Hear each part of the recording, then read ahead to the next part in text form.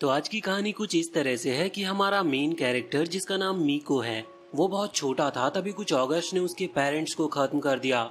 जिसके बाद उसने फैसला किया कि वो इस धरती पर से सभी ऑगस्ट को ही खत्म कर देगा। अब कहानी की शुरुआत में हमें पहले बताया जाता है कि जब इस धरती पर मॉन्स्टर अपीयर हुए थे, तो उसके बाद से सभी ह्यूमंस ने अपने अपने किंगडम अलग अलग बना लिए और कुछ गार्ड तैयार किए जो कि उन मॉन्स्टर्स को उनके किंगडम में आने से रोकते हैं।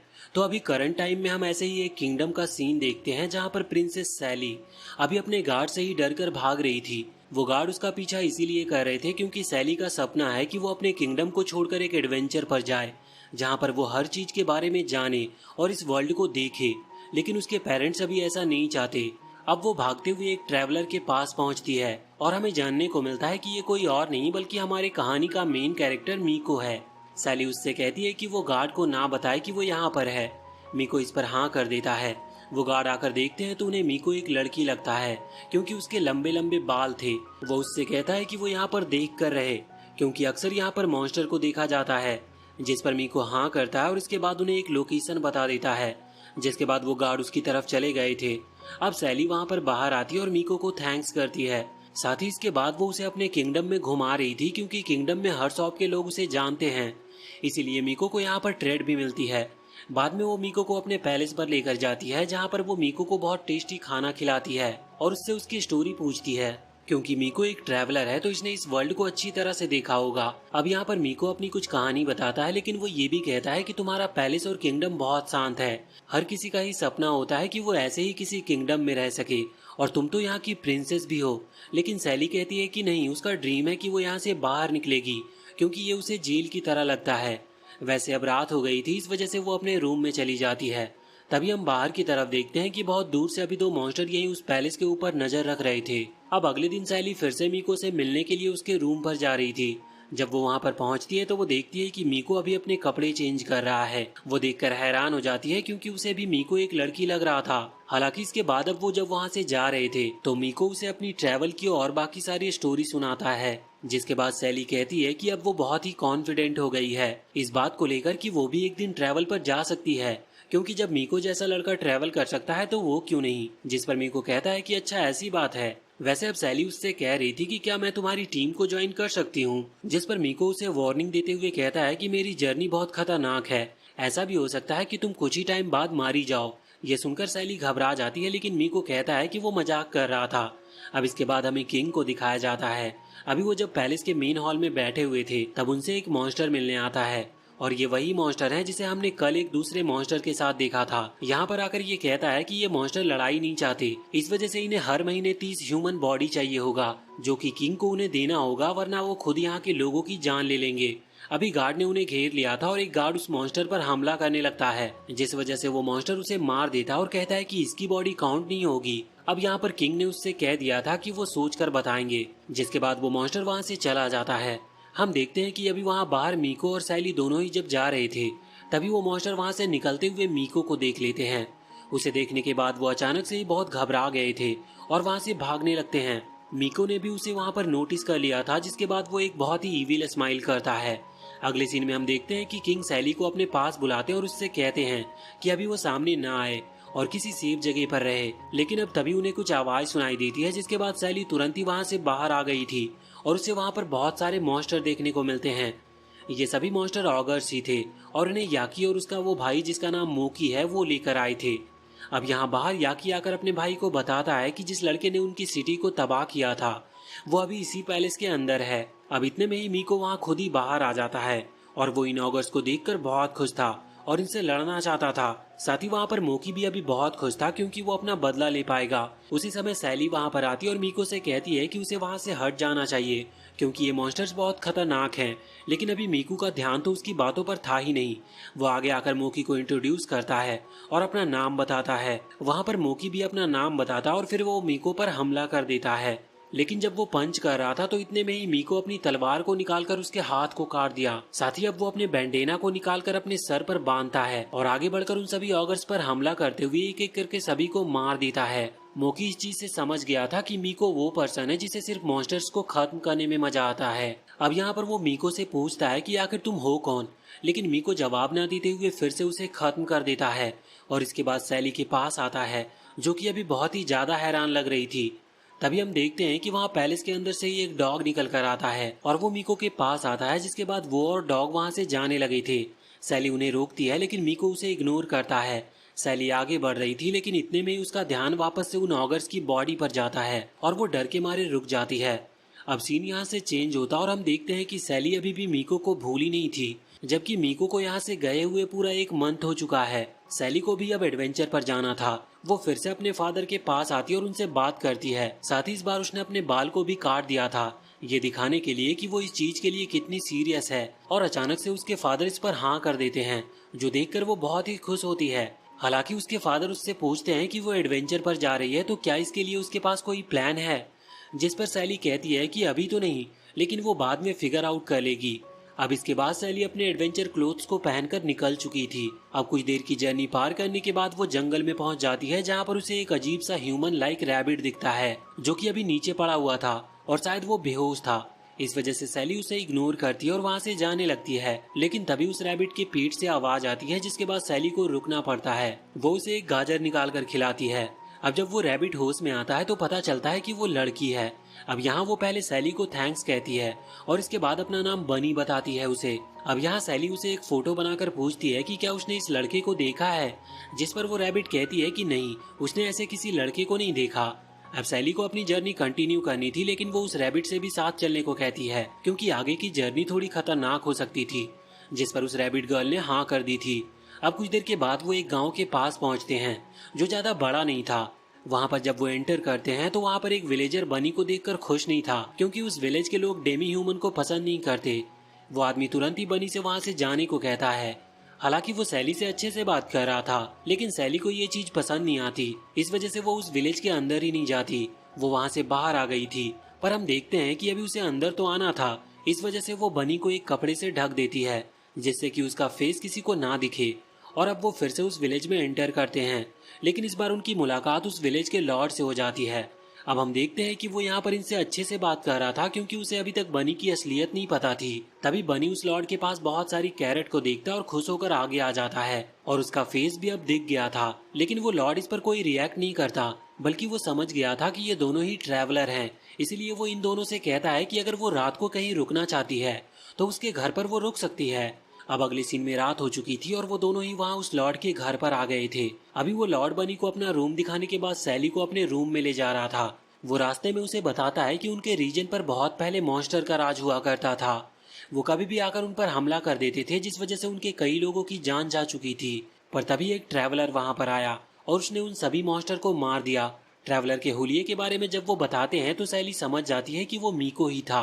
वो पूछती है कि क्या आप मुझे उसका पता बता सकते हो, जिस पर लॉर्ड कहते हैं कि नहीं, वो ये सब पूछ नहीं पाए, क्योंकि वो लड़का कुछ ही टाइम में वहां से चला गया था और वो उसे अच्छी तरह से ग्रेटिट्यूड भी नहीं कर पाए थे, और इसी वजह से वो हर ट्रैवलर को बहुत अच्छे से वेलकम करते हैं। पर अब सैली उनसे पूछती है कि फिर वो डेमी ह्यूमंस को अच्छी तरह से ट्रीट क्यों नहीं करते, जिस पर लॉर्ड कहते हैं कि डेमी ह्यूमन किसी डीमन से कम नहीं। भले ही वो शुरुआत में कितना भी अच्छा बिहेव करे, लेकिन अंत में वो बुरे ही होते हैं। अब यहाँ पर सैली उन्हें कुछ समझाती नहीं है, वो बस उनकी बातों को इग्नोर करती है। अब अगली सुबह जब सैली की नींद खुलती है तो उसे एक आवाज सुनाई देती है। वो तुरंत ही बाहर आती है, लेकिन बाहर आने के बाद उसकी मुलाकात एक डीमन से होती है।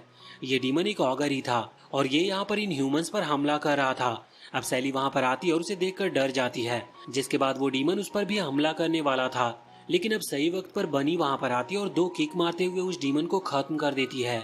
हम तभी देखते हैं कि वहाँ उस विलेज के बाहर कुछ सोल्जर्स अभी इन सब चीजों को नोटिस कर रहे थे। अब यहाँ वापस से हम विलेज में देखते हैं कि अभी सैली बनी को थैंक्स करती है, लेकिन बाकी अभी विलेजर बनी की पावर को देखकर बहुत डरे हुए लग रहे थे। तभी उस विलेज के लॉर्ड वहाँ पर आते और बनी और सैली से वहाँ से जाने को कहते हैं, जिसके बाद बनी अचानक से ही आगे आती है और विलेज के लॉर्ड्स को थैंक यू कहती है, क्योंकि उन्होंने उनकी बहुत मदद की थी। ये देखकर सभी लोग हैरान थे, पर बाद में बनी और सैली दोनों ही वहाँ से निकल गए थे। अब जंगल के पास आने के बाद उनकी मुलाकात उन्हीं सोल्जर से होती है, जो कि पहले विलेज पर नजर रख रहे थे। वो सोल्जर उन दोनों को ही बिना कुछ बताए इन्हें अरेस्ट कर लेते हैं। अगले सीन में हम देखते हैं कि ये वहाँ जेल के अंदर थे। तभी उन सोल्जर का कैप्टन वहाँ पर आता है, जिसका नाम हॉक है। ये यहाँ पर आकर उन्हें जेल से बाहर निकाल लेता है। अभी पहले तो सैली कह रही थी कि आखिर उन्हें पकड़ा क्यों था, तो इस पर हॉक बताता है कि बनी एक डेमी ह्यूमन है और उसकी स्ट्रेंथ देखकर लगता है कि वो बाकियों के लिए खतरा बन सकती है, और इसी वजह से उन्होंने उसे पकड़ा था। और सैली भी उसके साथ इसी वजह से पकड़ी गई। अब सैली पूछती है कि फिर हमें तुम छोड़ क्यों रहे हो, जिस पर हॉक बताता है कि उसने उन विलेजर से बात की थी। उन्होंने बताया कि बनी ने उन्हें कोई भी प्रॉब्लम नहीं दी है, बल्कि उसका नेचर भी बहुत अच्छा है। इस वजह से हॉक को पता चला कि बनी बुरी नहीं है, इसीलिए वो उन्हें छोड़ रहा है। हालांकि माफी मांगने के लिए वो उन्हें ट्रीट भी देता है, और इसके लिए अब वो उन्हें रिम डारी किंगडम में ले आया था, जहाँ पर वो कैप्टन नाइट है। अब जब वो वहाँ किंगडम में घूम रहे थे, तभी हम किंगडम के बाहर दो मॉन्स्टर्स को देखते हैं। वो दोनों ही ऑगर थे। यहाँ पर उस बड़े मॉन्स्टर का नाम जेड है और उस लड़की का नाम मैरी। वो दोनों ही अभी किंगडम पर हमला करने की प्लानिंग में थे, लेकिन बाहर एक बहुत बड़ी और स्ट्रॉन्ग दीवार थी, जिसे तोड़ने के लिए मैरी अपनी पूरी स्ट्रेंथ को यूज करती है, और उसने अपनी एक ऑगर आई को डिस्ट्रॉय कर दिया था, जिससे उस दीवार में होल हो जाता है और अब जेड आगे बढ़ सकता था। लेकिन मैरी की ज्यादा पावर यूज करने की वजह से उसकी स्ट्रेंथ चली गई थी, और वो भी अब साइज में छोटी हो चुकी थी। इस वजह से वो वहीं पर रुकने का फैसला करती है। अब जेड यहाँ पर अंदर आकर सामने वाले सोल्जर्स को खत्म कर देता है। तभी वहाँ पर सैली जेड को देखती है। वो उसे देखकर बहुत ही हैरान लग रही थी और उसकी तरफ आगे बढ़ रही थी, जो देखते हुए हॉक उसे पीछे हटाता है और रुकने को कहता है, लेकिन सैली खुद के कंट्रोल में नहीं थी। अब जेड उस पर हमला करने ही वाला था, पर इतने में ही बनी वहाँ पर आती है और जेड को सामने से हटा देती है, और इसके बाद अब वो सैली से वहाँ से जाने को भी कह रही थी। अचानक से सैली भी होश में आ जाती है, लेकिन वो वहाँ से जाने से मना करती है। हॉक उसे ले गया था और साथ ही हॉक वहाँ आसपास के लोगों को भी उस जगह से दूर जाने को कह रहा था, क्योंकि यहाँ पर बहुत खतरा है। अब इस तरफ हम देखते हैं कि वो जेड अभी बनी पर हंसता है और फिर उस पर हमला करने लगता है। बनी अपनी पूरी स्ट्रेंथ का यूज कर रही थी, पर फिर भी वो जेड के साइज के मुकाबले बहुत छोटी है। इस वजह से उसके अटैक का उस पर कोई असर नहीं होता और यहाँ पर अब बनी ही हार रही होती है, जो देखते हुए सैली वहाँ पर आकर जोर से उसका नाम चिल्लाती है। जिसके बाद बनी के अंदर बहुत ही स्ट्रेंथ आ गई थी और वो मोटिवेट होकर फिर से हमला करने लगी थी, पर इसका कोई भी फायदा नहीं होता, क्योंकि जेड ने फिर से उसे नीचे फेंक दिया था और अभी वो सैली के पास आकर गिरी थी। सैली उसके सामने आती है। जेड कहता है कि वो उन दोनों को ही मार देगा, लेकिन सैली सामने से हटती नहीं, बल्कि अचानक से उसे अपनी बॉडी में हिट महसूस होती है और उसकी आंखें ग्लो करने लगती है। उसकी आंखें उसी तरह से ग्लो कर रही थी जैसे कि कहानी की शुरुआत में मीको की आंख ग्लो कर रही थी। यहाँ पर उसे पता ही नहीं चलता और वो तुरंत ही जेड का एक हाथ काट देती है, और इसके बाद उसके चेहरे पर भी मीको की तरह एक ईविल स्माइल थी। अब इसके बाद सीन चेंज होता है और हम वहाँ बाहर की साइड मैरी को देखते हैं। वो अभी एक पेड़ के कॉर्नर पर बैठी हुई थी और इंतजार कर रही थी जेड के वापस लौटने का। तभी मीको वहाँ उस पेड़ के पीछे आकर उससे कहता है कि क्या अभी अभी जो एक्सप्लोजन हुआ वो उसने किया था। वैसे मैरी हैरान थी, क्योंकि मीको की प्रेजेंस उसने महसूस नहीं की थी, लेकिन वो इस चीज से खुश होती है कि जब तक जेड लौट कर नहीं आ रहा तब तक उसे टाइम पास के लिए कोई मिल गया है। अब वो अपने बाल को हटाकर अपनी ऑगर आई का इस्तेमाल करती है। इससे वो पेड़ कट चुका था। हालांकि मीको को कोई चोट नहीं लगती। वो समझ गया था कि ये भी कोई ऑगर है, और उसे पहले से भी ये चीज पता थी, क्योंकि मैरी के सर पर एक सींग लगा हुआ था जिसके अंदर उसकी पावर है। मीको कहता है कि देखो, मैं तुम्हें मारना नहीं चाहता, मैं तो सिर्फ तुमसे बात करने के लिए आया था। अब वापस से हम वहाँ किंगडम के अंदर देखते हैं कि अभी जेड सैली को देखते हुए जोर जोर से हंस रहा था और बहुत खुश भी लग रहा था कि अब उसे एक और वर्दी अपोनेंट मिल चुका है। हालांकि इसके बाद वो फिर से सैली की तरफ पंच मारने के लिए अपने हाथ को आगे करता है, पर सैली ने उसके हाथ को रोक लिया था, जो देखकर जेड बहुत ही हैरान था। इसके बाद हम वापस से यहाँ बाहर मीको और मैरी को देखते हैं। मैरी अभी मीको से पूछ रही थी कि क्या वो वही ट्रैवलर है जो कि मॉन्स्टर्स को खत्म कर रहा है, जिस पर मीको कहता है कि तुम्हें मेरे बारे में पहले से पता है। हालांकि इसके बाद अब मीको भी उससे पूछता है कि आखिर तुम और तुम्हारा वो दोस्त मिलकर किंगडम के लोगों को मार क्यों रहे हो। इस पर मैरी कहती है कि इसका सिर्फ एक ही कारण है, ह्यूमंस ने मॉन्स्टर को देखते हुए अपने अपने किंगडम तैयार कर लिए। उन्होंने ये भी नहीं सोचा कि बाकी क्रिएचर का क्या होगा, और मैं भी उन्हीं क्रिएचर्स में से हूँ। मैं भले ही मॉन्स्टर या फिर ऑगर में आती हूँ, लेकिन मुझे उनसे कोई प्रॉब्लम नहीं है, पर फिर भी हमारे पास रहने के लिए जगह नहीं है। सारे ह्यूमंस ने हमसे हमारी जगह छीन ली और इसी चीज का बदला मैं लेना चाहती हूँ। जब वो इतना कह रही थी तो वो अपने ओरिजिनल फॉर्म में आ चुकी थी, क्योंकि अब उसकी पावर फिर से रिकवर हो चुकी है। वो यहाँ पर अपनी सभी ऑगर आइज को समन करती है और मीको से कहती है कि वो उनके लिए एक खतरा है और इसी वजह से अब उसे मरना होगा। मीको भी अपना बैंडेना अपने सर पर बांधकर पूरी तरह से लड़ने के लिए तैयार था। वो कहता है कि अगर ऐसा है तो तुम कोशिश करके देख सकती हो। अब वहाँ पर अंदर अभी जेड भी यही बात कर रहा था कि तुम हमारे लिए एक बहुत बड़ा खतरा बन सकती हो। इसीलिए अब वो अपनी एक बहुत ही पावरफुल टेक्निक का इस्तेमाल करता है, जिसकी वजह से वहाँ पर एक ब्लास्ट होता है। इस ब्लास्ट की आवाज इस तरफ मैरी ने भी सुन ली थी, जिस वजह से वो कुछ टाइम के लिए डिस्ट्रैक्ट हो जाती है, जिसका फायदा उठाते हुए मीको उस पर हमला करता है और उसे बीच में से काटते हुए कहता है कि तुम्हें मुझ पर ध्यान देना चाहिए। हालांकि अभी मैरी एक मैजिक का इस्तेमाल कर रही थी, जिसकी वजह से उसकी बॉडी एक ऑरा की तरह थी। मीको की तलवार उसे पहले तो कट कर देती है, पर बाद में मैरी फिर से ठीक हो जाती है। वो कहती है कि तुम मेरे साथ फाइट कर रहे हो, लेकिन क्या तुम नहीं चाहते कि तुम्हारे दोस्त जिंदा बचे? क्या तुम उनकी मदद नहीं करोगे? जिस पर मीको कहता है कि उसका मकसद इंसानों को बचाना नहीं है, उसे सिर्फ इस धरती से ऑगर्स को खत्म करना है। जिसके बाद मीको अपने मैजिक का इस्तेमाल करता है और मैरी के वो सारी ऑगर आइज को डिस्ट्रॉय कर देता है। अब हम वापस से वहाँ किंगडम के अंदर आते हैं। हम देखते हैं कि अब जब वो धमाके के बाद धूल हटती है तो यहाँ पर सैली पूरी तरह से ठीक थी और वो सामने खड़ी हुई थी। इस वजह से बनी भी बच जाती है। हालांकि अब सैली अपनी तलवार निकालती है और हमला करते हुए जेड को वहाँ पर हरा देती है, लेकिन इसके बाद ही तुरंत वो बेहोश भी हो गई थी। अब यहाँ बाहर मीको मैरी से कहता है कि उसके किसी भी अटैक का उस पर असर नहीं होगा, जिस पर मैरी कहती है कि क्यों ना वो अपने पावरफुल अटैक का इस्तेमाल करके देखे। मीको इस पर हाँ करता और अपनी तलवार को अपने ही पैरों पर लगाकर कहता है कि वो जगह से नहीं हिलेगा। अब मैरी अपनी बहुत पावरफुल अटैक का इस्तेमाल करती है और ये वही अटैक था जिसकी मदद से उसने उस बड़ी सी दीवार को तोड़ा था। पर हम देखते हैं कि इससे मीको को कुछ भी नहीं होता, बल्कि उसे एक खरोच तक नहीं आई थी। पर इससे मैरी वापस से अपने उस छोटे वाले रूप में आ चुकी थी, क्योंकि उसकी सारी पावर अब खत्म हो चुकी है। मीको तुरंत आगे बढ़ता और उसके ऊपर अपनी तलवार रखता है। मैरी उसका नाम पूछती है क्योंकि अब वो मरने वाली थी, लेकिन इसके बाद मीको अपना नाम बताता है और उसे जान से नहीं मारता, बस उसकी ऑगर आई को डिस्ट्रॉय करता है, जिसकी वजह से अब वो उतनी पावर का इस्तेमाल नहीं कर पाएगी जितनी पावर का वो अभी कर पाती थी। साथ ही साथ इसके बाद मीको उसके उस सिंग को भी काट देता है, क्योंकि ऑगर्स की पावर अपने सिंग में होती है। अभी मीको का डॉग भी वहाँ पर आ गया था। वो उससे पूछता है कि क्या मीको उसे खत्म नहीं करेगा, जिस पर मीको कहता है कि नहीं, उसने उसकी पावर निकाल ली है, अब उसे इससे कोई लेना देना नहीं, क्योंकि अब ये एक ह्यूमन बन चुकी है। हालांकि वो डॉग समझ रहा था कि मीको मैरी में खुद को देख पा रहा है। अब इसके बाद वो वहाँ से जाने लगे थे। मीको ने वैसे सैली की प्रेजेंस को भी नोटिस कर लिया था, इसीलिए डॉग कहता है कि क्या हम उससे जाकर नहीं मिलेंगे, जिस पर मीको कहता है कि नहीं, मुझे अपनी स्पिरिट से अभी नहीं मिलना है। इससे हमें जानने को मिलता है कि मीको की स्पिरिट का टुकड़ा सैली के अंदर रह गया है, जिसकी वजह से उसके पास वो पावर एक्टिवेट हुई थी। अब मीको और वो डॉग वहाँ से चले गए थे।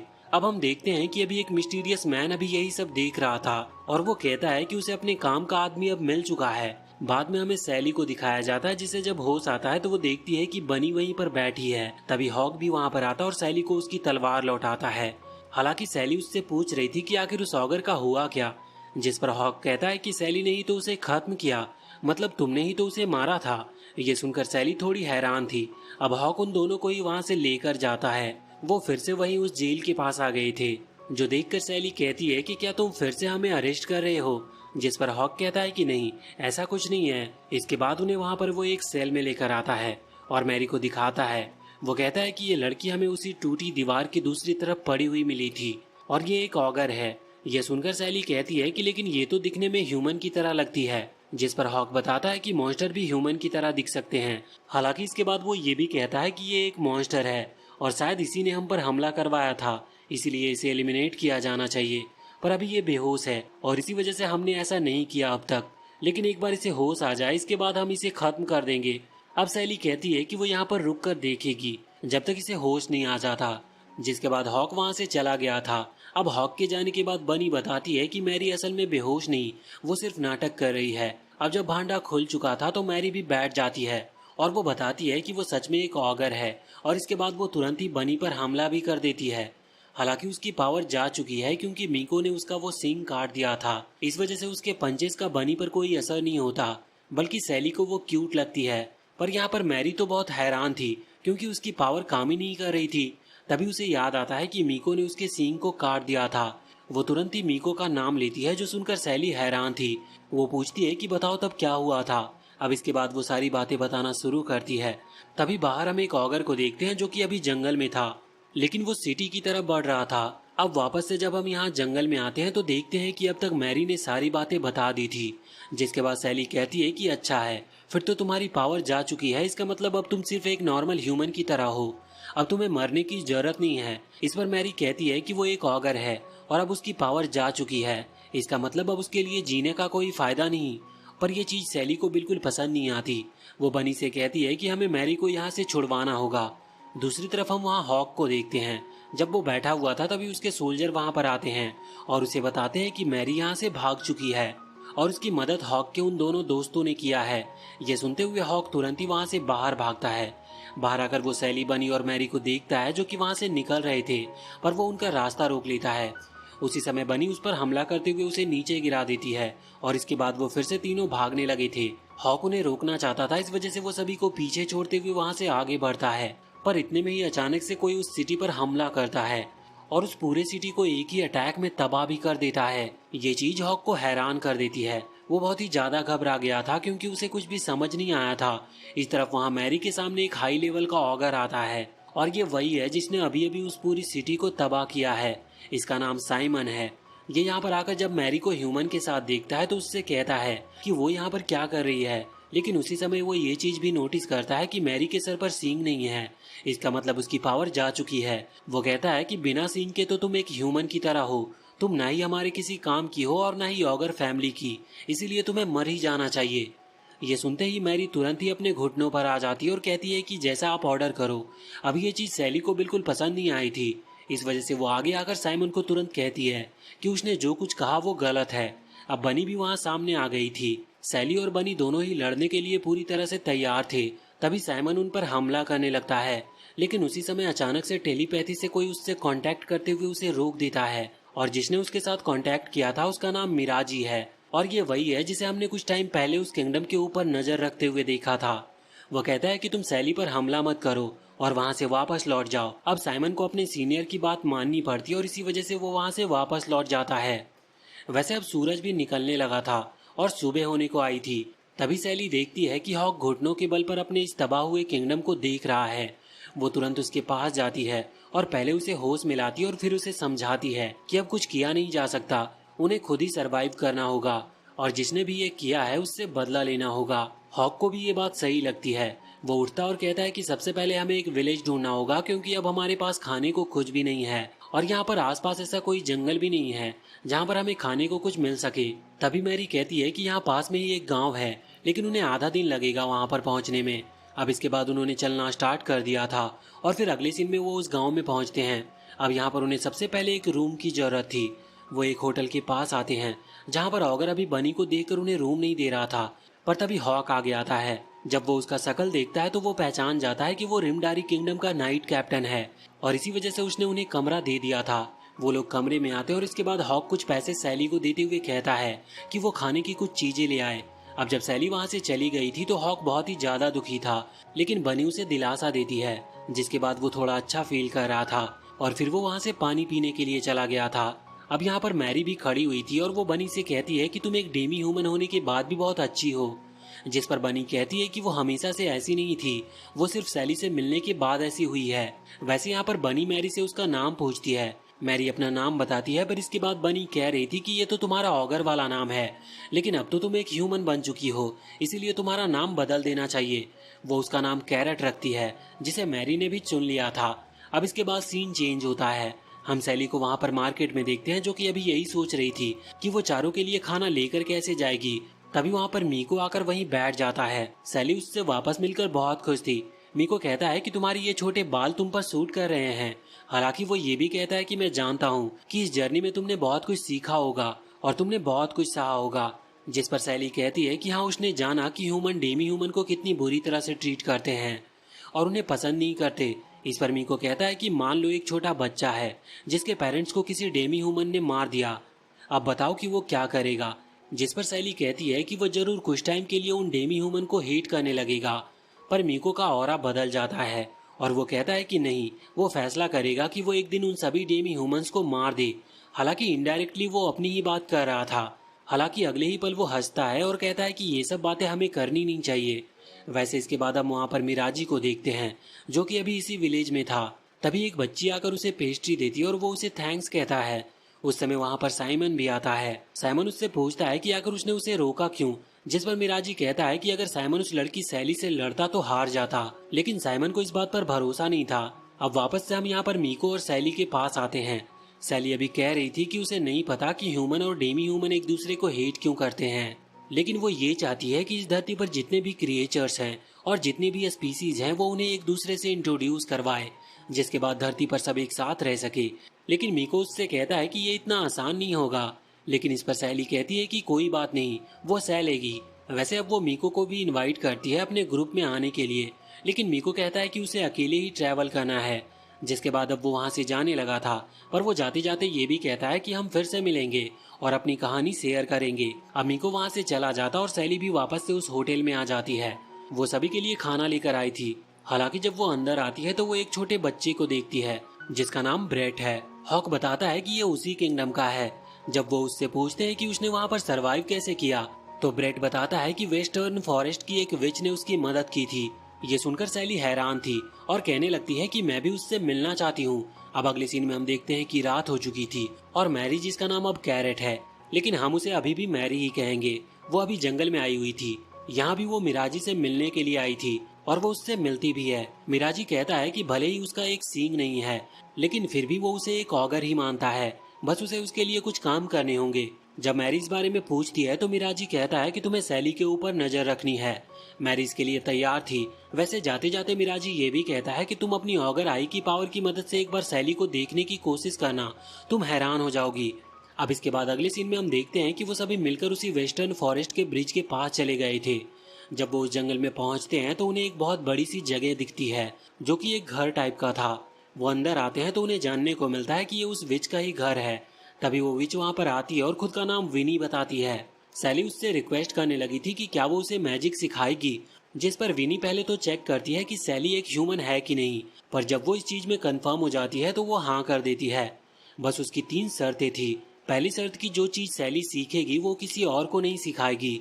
दूसरी शर्त, उसे हमेशा विनी के ऑर्डर को फॉलो करना होगा। और तीसरी शर्त ये थी कि उसे 1 मिलियन गोल्ड कॉइन देने होंगे। वैसे इसके बाद उनकी कंडीशन को देखते हुए वो कहती है कि 1 मिलियन गोल्ड कॉइन छोड़ो, तुम्हारे पास जितने भी पैसे हो तुम हमें दे सकती हो। पर तभी हॉक कहता है कि नहीं, ये गलत है, वो सभी एडवेंचर पर निकले हुए हैं, इसीलिए उनके पास इस तरह से किसी और को देने के लिए पैसे बिल्कुल नहीं हैं। अब तभी सैली यहाँ पर हॉक के पास आती है और उससे रिक्वेस्ट करती है कि वो उसे स्वॉर्ड्समैनशिप सिखाए, जिस पर हॉक ने तुरंत ही हाँ कर दी थी। अब जब वो ट्रेनिंग कर रहे थे उसी दौरान मैरी अपनी ऑगर आई की मदद से सैली की पावर को चेक करती है तो उसे बहुत ही खतरनाक लाइट दिखाई देती है, जिसका मतलब था कि सैली सच में बहुत ही ज्यादा पावरफुल है।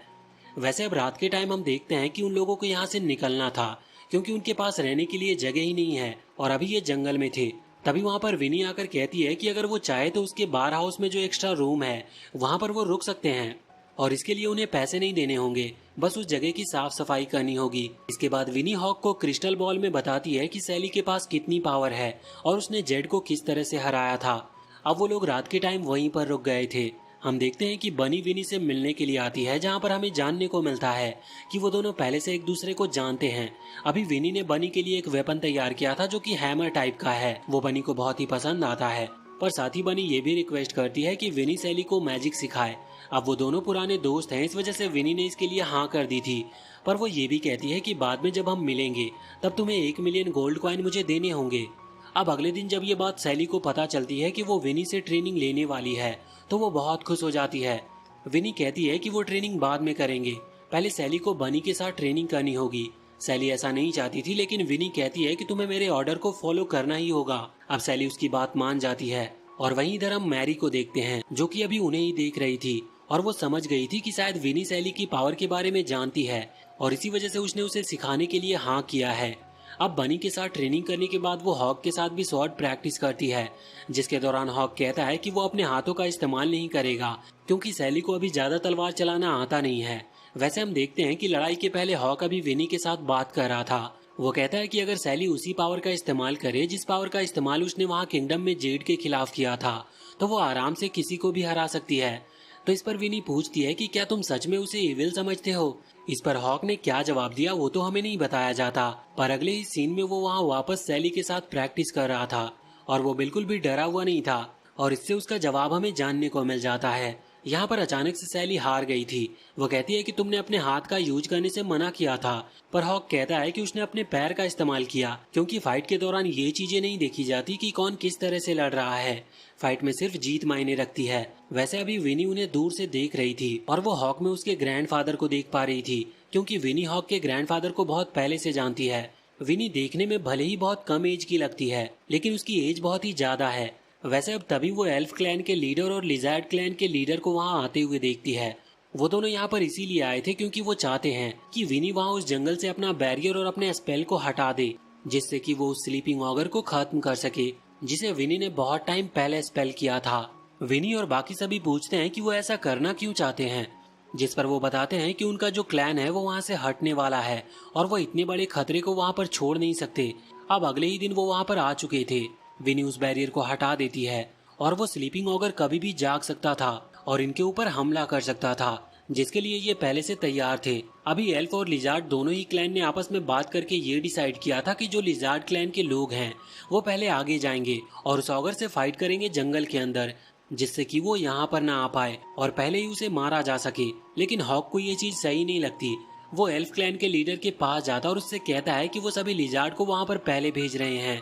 ये चीज गलत है क्योंकि लिजार्ड बहुत ज्यादा दूर तक नहीं देख पाएंगे क्योंकि जंगल में बहुत पेड़ है और वो बेवजह ही मारे जाएंगे। तभी सैली भी वहाँ पर आती है और उसे भी ये चीज गलत लग रही थी। तो एल्फ क्लैन के लीडर कहते हैं कि हाँ तुमने सही कहा, लेकिन हम इसमें कुछ कर नहीं सकते। वैसे भी ये हर क्लैन की लड़ाई तो सालों से चली आ रही है, हमें इस चीज से कोई फर्क नहीं पड़ता अगर वो ऑगर मारा जाए, और अगर इसके बाद हमारी फाइट लिजार्ड क्लैन से भी हो तो हमें इस चीज से कोई फर्क नहीं पड़ता।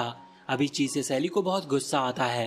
तभी वहाँ जंगल से एक ऑगर गर्ल वहाँ सामने आती है और ये वो स्लीपिंग ऑगर नहीं थी, पर ये यहाँ पर बनी को देखकर हंसने लगती है क्योंकि बनी अब इंसानों के साथ है, जिस वजह से उसने अपनी डेमी ह्यूमन की पावर खो दी है। वैसे इस लड़की का नाम हात्सुमी है। ये यहाँ पर सैली पर हमला करने लगती है, लेकिन बनी आगे आकर उसके बालों को रोक लेती है। असल में हात्सुमी अपने इविल हेयर का इस्तेमाल कर रही थी। अब इस तरफ हम विनी को देखते हैं जो कि अभी थोड़ी सी हैरान थी क्योंकि स्लीपिंग ऑगर की जगह हात्सुमी यहाँ पर आई है। वो ये सोच ही रही थी कि तभी वहाँ पर एक अर्थक्वेक आता है और वो स्लीपिंग ऑगर जंगल से बाहर आ जाता है। हम देखते हैं कि ये ऑगर असल में एक बहुत बड़ा जाइंट ट्री है और ये बहुत ही देखने में खतरनाक था। इस वजह से विनी इसे देखते हुए कहती है कि वो यहाँ पर इसे रोकेगी जब तक बाकी सभी यहाँ से निकल जाए। लेकिन सैली को ये प्लान बिल्कुल भी अच्छा नहीं लगता क्योंकि इससे विनी की जान को खतरा है। वहीं दूसरी तरफ हम देखते हैं कि ये प्लान असल में मिराजी का था और वो साइमन के साथ ही दूर से इन पर नजर रख रहा था और अपने प्लान को अंजाम देने के बाद वो वहाँ से जाने लगते हैं। साइमन को भूख लग रही थी, फिर तभी वो वहाँ पर मीको को देखता है। वो उसकी तरफ बढ़ता है, लेकिन अगले ही पल मीको ने उसकी गर्दन को काट दिया था। ये देखने के बाद मिराजी बहुत ही हैरान था। मीको बताता है कि वो कोई मामूली ट्रैवलर नहीं है। अब वापस से हम यहाँ पर उसी स्लीपिंग ऑगर के पास आते हैं जो कि अभी विनी से बहुत ही गुस्सा था क्योंकि उसने उसे कई सालों से इस तरह से कैद करके रखा था। इसी वजह से वो विनी को खत्म करना चाहता है। मगर इस तरफ सभी लोग फैसला करते हैं कि वो साथ में मिलकर काम करेंगे। अब दो क्लैन साथ में मिलकर काम कर रहे थे, इस वजह से सैली बहुत ही खुश थी। वो कहती है कि हम मिलकर इस ऑगर को हरा कर रहेंगे। वहाँ पर वो ऑगर हंसता है, वैसे उसका नाम यूकी है। वो कहता है कि तुम बहुत ही बेवकूफ हो, तुम कभी भी अलग अलग प्लान्स को एक साथ नहीं कर सकती क्योंकि ये हेटरेट सालों से चली आ रही है। इतना कहते हुए उसने सैली को पकड़कर उठा लिया था। अब बनी उसे बचाने के लिए जाती है, पर तभी वहाँ पर हात्सुमी आकर उसका रास्ता रोक लेती है और कहने लगती है कि तुम्हें मुझसे फाइट करनी होगी और उसे तो भूल ही जाओ। वैसे वहाँ पर मीको ने भी अभी मिराजी के ऊपर हमला कर दिया था, लेकिन मिराजी उसके अटैक को रोकते हुए कहता है कि उसे नहीं लड़ना। ये सुनकर मीको हैरान था। अब वापस से हम इस तरफ आते हैं जहाँ पर हम देखते हैं कि अभी सैली को इतना गुस्सा आता है कि फिर से उसकी वो पावर एक्टिवेट हो जाती है। उसकी आंखें फिर से ग्लो कर रही थी और जिन रूट्स की मदद से यूकी ने उसे पकड़ रखा था, बनी ने उसे डिस्ट्रॉय कर दिया था। वैसे अब यूकी ने भी उसकी पावर को महसूस कर लिया था। वो कहता है कि तुम तो खुद ही इतनी पावरफुल हो और तुम खुद हमारे ऑगर क्लैन के लिए एक खतरा हो, फिर तुम हर क्रिएचर और हर स्पीसीज को दोस्त कैसे बनाओगी? अगर तुम्हें ऐसा करना है तो सबसे पहले तुम्हें खुद को खत्म करना चाहिए। पर सैली उसकी बात पर ध्यान नहीं देती। वो तो यहाँ पर हमला करने वाली थी, पर उसी समय हात्सुमी वहाँ पर आकर अपने इविल हेयर की मदद से उसे पकड़ लेती है। बनी मदद के लिए आगे आ रही थी, पर तभी सैली उसे रोकती है और हात्सुमी के उन बालों को काट देती है। हालांकि वो जितना चाहे उन्हें बढ़ा सकती थी, लेकिन फिर भी अब वो कट चुके थे, जबकि ऐसा अभी तक कोई नहीं कर सकता था क्योंकि उसके बाल बिल्कुल स्टील की तरह स्ट्रॉन्ग हैं। अभी हात्सुमी भी ये देखकर हैरान थी, पर इतने में ही सैली उस पर आकर हमला कर देती है, जिसकी वजह से अब वो नीचे गिर गई थी और अचानक से उसकी पावर खत्म हो चुकी थी और वो खुद होश में नहीं थी। लेकिन ये देखते हुए यूकी कहता है कि तुम बहुत कमजोर हो और हमारे ऑगर क्लैन में रहने के लायक नहीं हो। इसके बाद अब वो हमला कर रहा था, पर जिन रूट्स की मदद से वो हमला कर रहा था उन्हें सैली आगे आकर डिस्ट्रॉय कर देती है, जिससे वो लोग हैरान हो जाते हैं। खुद हाटसूमी हैरान थी, पर सैली कहती है कि तुम अभी मेरे पावर के बारे में कह रहे थे। ये पावर मैंने सिर्फ कमजोरों को बचाने के लिए यूज किया है। मुझे इससे कोई फर्क नहीं पड़ता कि मेरे सामने ऑगर है या कौन। अगर वो कुछ गलत करता है तो मैं इस पावर का इस्तेमाल करूंगी।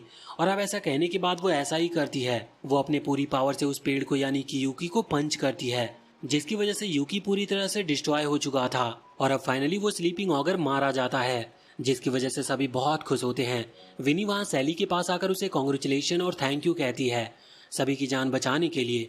लेकिन सैली बहुत थक गई थी, क्योंकि उसने अपनी पावर का कुछ ज्यादा इस्तेमाल कर लिया था। इस वजह से वो सो जाती है। अभी वहां पर लिजर्ड क्लैन और एल्फ क्लैन दोनों ही उसे थैंक यू कह रहे थे। तभी हॉक नोटिस करता है कि हाटसूमी वहां पर नहीं है और वो भाग चुकी है। हम देखते हैं कि वो अभी जंगल में पहुंच चुकी थी और वो बहुत ही इंजर्ड भी लग रही थी। अब रात के टाइम जब सभी लोग वापस से विनी के उस बार में आ चुके थे, तब मैरी छुपकर अपनी ऑगर आई को वहां मिराजी के पास भेजती है। और वो आज रिपोर्ट देने के बजाय उससे सवाल कर रही थी कि आखिर मिराजी ने ऐसा क्यों किया, मतलब कि उसने यूकी को आजाद क्यों करवाया। अब मिराजी को इस पर बहुत गुस्सा आता है, क्योंकि वो एक हाई पोजीशन पर है, इसीलिए मैरी को उससे सवाल पूछने का कोई हक नहीं है। इसीलिए मैरी ने अपने सवालों को वापस ले लिया था। पर सामने से मिराजी खुद ही बताता है कि उसे आज एक पर्सन मिला था जिसकी फाइट साइमन के साथ हुई। उसने साइमन को मार दिया। ये सुनकर मैरी तुरंत ही समझ जाती है कि वो मीको ही था। हालांकि वो ये पूछती है कि तुम कैसे बच गए, जिस पर मिराजी कहता है कि उसने फाइट ही नहीं की। अब इसके बाद यहाँ से सीन चेंज होता है और हम देखते हैं कि अब सुबह हो चुकी थी। जब सैली वापस से वहाँ बार में आती है तो वो देखती है कि हॉक अभी लिजर्ड क्लैन के लीडर और एल्फ क्लैन के लीडर से बात कर रहा था। असल में वो दोनों ही क्लैन अब हाथ मिलाने वाले थे और अब वो साथ में मिलकर काम करेंगे, ना कि लड़ाई करेंगे। ये सुनकर सैली बहुत खुश होती है, क्योंकि वो यही चाहती थी। तभी विनी वहाँ पर आती है और उससे कहती है कि वो ये फीलिंग को ना भूले, क्योंकि ये फीलिंग उसके आगे काम आएगी, क्योंकि आगे भी उसे ऐसे बहुत सारे काम करने हैं। वैसे अब सैली यहाँ से जाने की बात करती है। असल में उसे ये चीज पहले ही महसूस हो चुकी है कि वो जहाँ कहीं भी जा रही है उसके पीछे बहुत से ऑगर आकर उस पर हमला कर रहे हैं। शायद वो उसके स्ट्रेंथ को जानना चाहते हैं और ये चीज उसने बिल्कुल सही पहचानी थी, क्योंकि मिराजी का भी यही प्लान था और वो भी यूकी को रिलीज करके यहाँ पर सिर्फ सैली की पावर को जानना चाहता था। अब सैली अपनी जर्नी को आगे कंटिन्यू कर रही है, इसीलिए हॉक, मैरी और बनी तीनों ही उसकी जर्नी में उसका साथ देने का डिसाइड करते हैं और वो लोग विनी को बाई कहकर वहाँ से निकल पड़ते हैं। उन्होंने विनी से भी कहा था कि वो भी उनके साथ चले, लेकिन उसने कहा कि उसे अपना बार चलाना है, इसीलिए वो साथ में नहीं चल सकती। अब इसके बाद ये सीन यहाँ से चेंज होता है। हम रात के टाइम का एक सीन देखते हैं जो यहाँ से कुछ दूर पर टाउन है। वहाँ पर एक लेडी जा रही थी, तभी अचानक से उसे एक ऑगर दिखता है जिसके बहुत बड़े दांत थे और इसके बाद वो लेडी दिखती है और फिर से ये सीन यहाँ से चेंज होता है और हम देखते हैं कि सैली और उसका ग्रुप अभी उस टाउन की तरफ से जा रहे थे। रास्ते में हॉक सैली और बाकी दोनों को आगे आने वाले टाउन की एक कहानी के बारे में बताता है, जो कि अभी उसे एक गार्ड से पता लगी थी। असल में उस टाउन में एक वैम्पायर है जो कि लड़कियों को मार रहा है। ये सुनकर सैली डर जाती है और कहती है कि इसका मतलब हमें वहां पर नहीं जाना चाहिए। पर हॉक कहता है कि तुम्हें चिंता करने की कोई जरूरत नहीं, क्योंकि वो सिर्फ सुंदर लड़कियों को अपना टारगेट बनाता है और तुम उस क्राइटेरिया में बिल्कुल नहीं आते। जिसके बाद वो उसे बहुत ही बुरी तरह से पीटती है और फिर अपनी जर्नी को कंटिन्यू करती है। अगली सीन में वो लोग वहाँ उस टाउन में पहुंच चुके थे। वहाँ के लोग इन्हें देखकर बहुत ही बुरी तरह से रिएक्शन दे रहे थे, क्योंकि इन्हें भी डेमी ह्यूमन बिल्कुल पसंद नहीं है। लेकिन ये चीज़ मैरी को बिल्कुल भी पसंद नहीं आती। वो सैली से कहती है कि हमें इन्हें सबक सिखाना चाहिए, पर सैली कहती है कि उसकी पावर इस चीज़ के लिए नहीं है। इस चीज़ से मैरी को बहुत बुरा लगा था कि सैली ने उसकी बात नहीं मानी। अब बाद में वो एक रूम ढूंढ रहे थे रहने के लिए, जिस दौरान मैरी और बनी दोनों ही कुछ ज़रूरत की चीज़ें लेने के लिए जाती है। जहाँ पर बनी कह रही थी कि उसे अपने लिए एक हुडी खरीदनी होगी जिससे कि वो अपने चेहरे को कवर कर सके। पर तभी उसे एक स्टॉल पर बहुत सारी गाजर दिखाई देती और वो उनके पास आ जाती है। लेकिन वहाँ का जो ऑनर था वो भी डेमी ह्यूमंस को हेट करता है। इसी वजह से वो बनी के दिए हुए पैसों को नीचे फेंक देता है और उसे वहाँ से चले जाने को कहता है। ये देखकर मैरी को फिर से बहुत बुरा लगा था और वो इस बात से बहुत ज्यादा दुखी भी होती है कि बनी चुपचाप उनको उठा रही है और कोई जवाब नहीं दे रही। वहाँ रूम पर हॉक भी सैली से यही बात कर रहा था कि उन्हें बनी को टाउन में नहीं जाने देना चाहिए, क्योंकि लोगों का रिएक्शन उसे देखकर बहुत बुरा होगा और इससे बनी को भी बहुत बुरा लगेगा। अब बाद में हम वापस से मैरी और बनी के पास आते हैं। हम देखते हैं कि अभी वो दोनों वहाँ से थोड़ा दूर आ गए थे। मैरी ने एक दूसरी दुकान से कुछ गाजर खरीद ली थी जो कि अभी बनी खा रही होती है। मैरी बनी से कहती है कि क्या उसे गुस्सा नहीं आता बाकी लोगों के रिएक्शन पर। इस पर बनी कहती है कि हाँ, उसे बुरा तो लगता है, लेकिन वो उन्हें कुछ कहती नहीं, क्योंकि उसके लिए बाकी लोग मायने नहीं रखते और न ही उनका ओपिनियन उसके लिए अब मायने रखता है। वो सैली की दोस्त है और सैली सभी को एक समान बनाना चाहती है, तो वो भी यही चाहती है, इसीलिए वो ह्यूमन को हेट नहीं करेगी। ये चीज मैरी को और बुरी लगती है। वो वहाँ टाउन से लौटने लगी थी। लौटते वक्त अभी वो वापस से उन लोगों की आवाजें सुनती है जो कि अभी बनी को बुरा भला कह रहे थे। साथ ही यहाँ पर वो कुछ वैम्पायर वाली बात भी कर रहे थे, जिससे मैरी को आइडिया आता है। वो तुरंत ही अपनी ऑगर आई से वैम्पायर का पता लगाती है और वैम्पायर के पास आती है। वो वैम्पायर की मदद करने के लिए तैयार थी, सिटी पर हमला करने के लिए। लेकिन पहले वैम्पायर उससे उसकी कंडीशन के बारे में पूछता है, जहाँ पर मैरी सारी बातें बताती है। अब इस वक्त उसने सैली के बारे में भी बता दिया था, जो सुनकर वो वैम्पायर कहता है कि वो तो हमारे लिए बहुत बड़ी थ्रेट है, हमें उसे खत्म करना होगा। लेकिन मैरी तुरंत ही इस चीज के लिए मना करती है। इस पर वैम्पायर कहता है कि नहीं, अगर हमने उसे खत्म नहीं किया तो हमारा ऑगर क्लैन पूरी तरह से खत्म हो जाएगा। हालांकि वो भी एक ऑगर वैम्पायर ही है। अब मैरी ना चाहते हुए भी हाँ कर देती है, लेकिन उसी समय वहाँ पर बनी आती है, जिसने शायद से ये सारी बातें सुन ली थी। पर वो इस सब बातों पर ध्यान ना देते हुए बस मैरी से कहती है कि चलो हमें देर हो रही है, हमें घर लौटना होगा। जो सुनते हुए मैरी की आंखों में आंसू आ जाते हैं और तभी वो वैम्पायर आगे आते हुए कहता है कि अभी तक हमारी बात खत्म नहीं हुई। लेकिन ये सुनते हुए बनी ने उस पर हमला कर दिया था और उसके अटैक से वो वैम्पायर बच जाता है, पर बनी भी आगे बढ़कर फिर से अटैक करती है। अब वो हैमर उसे लग चुका था, पर हम देखते हैं कि इससे उस वैम्पायर को चोट नहीं लगती, बल्कि वो बनी को ही हवा में उठा लेता है। अभी वो उस पर फिर से हमला करने वाला था, लेकिन तभी बनी की आधी बॉडी ब्लास्ट करती है और उतने ही टाइम में वहां पर सैली भी पहुंच चुकी थी।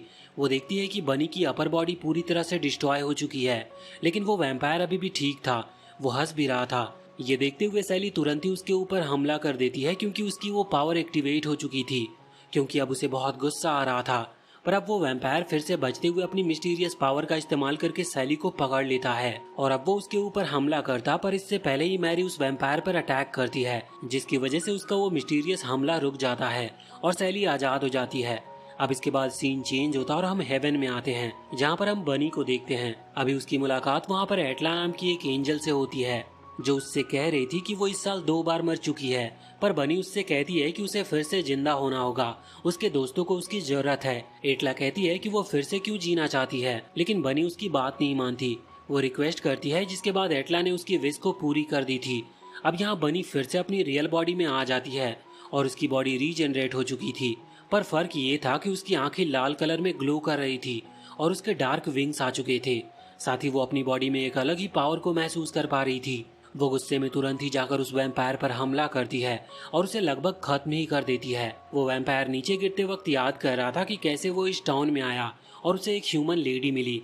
वो उस ह्यूमन लेडी से प्यार करता था, लेकिन उसके प्यार में वो अपने असली नेचर को भूल गया कि वो एक वैम्पायर है, जिस वजह से जब उसने उसे प्रपोज किया तभी अचानक से उस वैम्पायर का खुद पर कंट्रोल हट गया और उसने उसका ही ब्लड पी लिया जिसे वो पसंद करता था, जिस वजह से वो लेडी मारी गई। और इसके बाद से ही उसने दूसरों की फिक्र करना या दूसरों से प्यार करना बंद कर दिया, क्योंकि अब उसका नेचर ही दूसरों को खत्म करने वाला है। हालांकि वो मैरी की सिचुएशन भी समझता था, उसे बुरा नहीं लगा था कि मैरी ने एक ऑगर होते हुए उसे धोखा दिया। अब इसके बाद सीन चेंज होता और हम देखते हैं कि अभी बनी को जब होश आता है तो वो देखती है कि वो एक कमरे में है और ये वही कमरा था जो कि उन्होंने रेंट पर लिया था। असल में वैम्पायर को मारने के बाद वो बेहोश हो गई थी और अभी यहाँ पर वो एंजल भी बैठी हुई थी।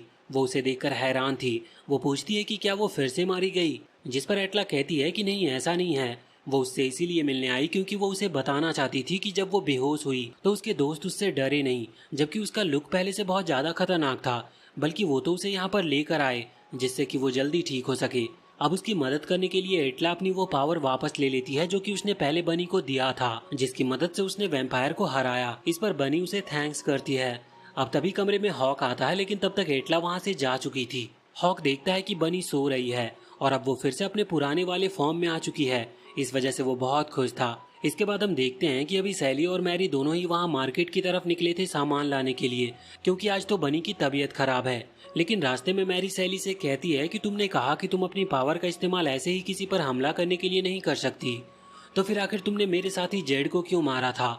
जिस पर सैली कहती है कि तब उसके पास और कोई रास्ता नहीं था। अब इतने में ही अचानक से उन्हें वही दुकानदार मिलता है जिसने तब बनी का बहुत मजाक उड़ाया था और अभी वो मैरी का मजाक उड़ाते हुए उससे बुरा भला कह रहा था, क्योंकि तब बनी के साथ मैरी भी थी। अब मैरी को उस पर बहुत गुस्सा आता और वो हमला करने वाली थी, पर उसके पहले यहाँ सैली ही एक बहुत खतरनाक पंच मारते हुए उस फ्रूट सेलर को नीचे गिरा देती है। अभी दूसरी तरफ हम देखते हैं कि जब एटला टाउन का चक्कर लगा रही थी तभी उसे वहाँ उस वैम्पायर की स्पिरिट दिखाई देती है।